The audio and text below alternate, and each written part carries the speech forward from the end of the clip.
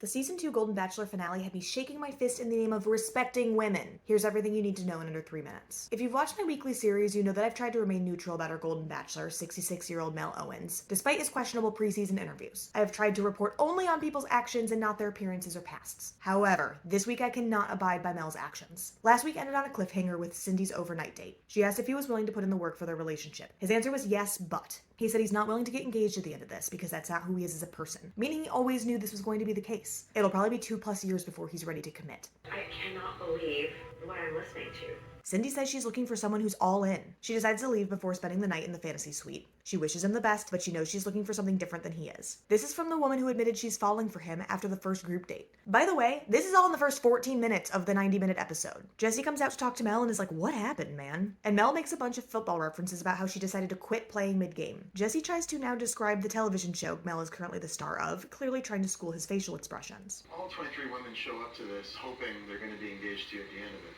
Yeah, but that's not true. Mel cuts him off when he's trying to say that it's fair for women to look for a little validation along the way. It is. It really is. It's tough.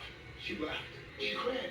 She wasn't in for the long run. The finale is broadcast live with a studio audience, so we pause for Cindy to come up on stage. She gets a standing ovation. She says she's relieved to watch this all back because she's been gaslighting herself ever since, wondering if she'd missed something and it was her that didn't understand. Nope, and Mel is just as defensive as before. She tries to articulate that she didn't need fantasy suite style details in front of the camera, just literally anything to indicate that he could see her fitting into his life and not like she was just being observed. It's good that he was honest about his intentions, that's fine, but he still doesn't quite seem to get it. Cindy knows when to stop responding, and Jesse calls her the embodiment of class. Mel tells Peg what happened the next morning because he doesn't want to pretend like anyone else is still in the game. He wants to continue this journey with her and not just because she's the only one left standing. Peg has his sons play a word association game with adjectives of which describes their father better. The first is accountability versus deflection. They choose accountability immediately, which I think helps her out emotionally. Peg's a smart lady, she knows his analytical brain is getting in the way, and she's being careful too, but she's using all the data points she can get to see who Mel really is. Everyone loves Peg, she gets a big thumbs up. The final rose ceremony ends not with a proposal, but a ring that represents their commitment to see what the future holds. It seems like they've talked about this because she isn't surprised, they seem to be on the same page. Notably, neither of them ever says the words, "I love you." For those more in tune with Bachelor history, has that ever happened? They come on stage and my girl is glowing. They do at this point tell the public that they are in love. Still not engaged, but that seems to work for them. My final thoughts are this. Peg, you are a beacon of light, and I've been rooting for you this whole way. I deeply in my heart hope everything works out for you. I can't lie, I'm worried, but I can hope for your sake that Mel really is just very private and therefore not a great bachelor because he needs to show everything behind closed doors. I can see how defensive Mel gets in conflict, and I'm also happy for Cindy, also a radiant queen, for making the choice that was best for her. That was a wild season, my friends. What are your thoughts? Question from me. I've gained a lot of traction through my Bachelor videos, so should I start watching the regular seasons as well and doing summaries on those? I genuinely love feedback on what you want to see from me. I hope you stick around for the ride of the rest of my content. I'll see you around.